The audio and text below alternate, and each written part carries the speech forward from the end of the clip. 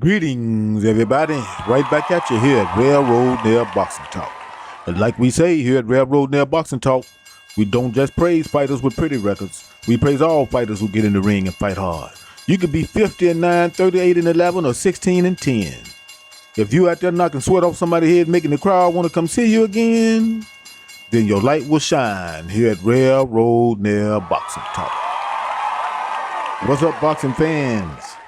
Stephen Fulton Jr. gives the Japanese officials a don't touch me look, and Inoue chokes at the Staredown. Let's talk about it, boxing fans.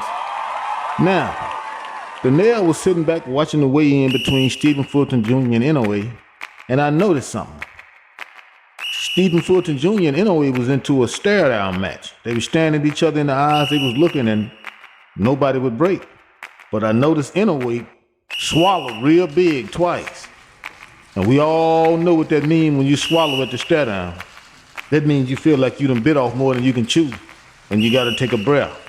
That means you looking in this man's eyes and you don't see no weakness. You don't see nothing you can take advantage of. So you swallow. Meaning you done bit off more than you can chew. And that's what I seen in Inoue's eyes.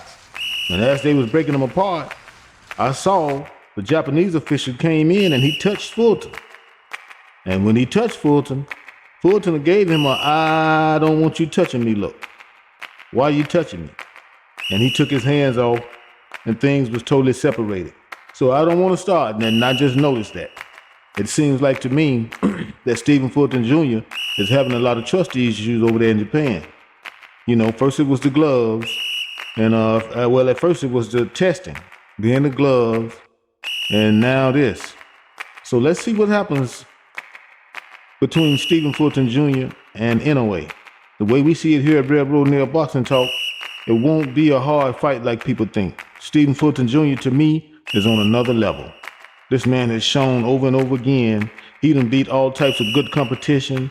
He's good, and I don't feel like Inoue is on Stephen Fulton Jr.'s level. Yeah, he's a good fighter. He got power, he got pop and snap, but I feel like Stephen Fulton Jr.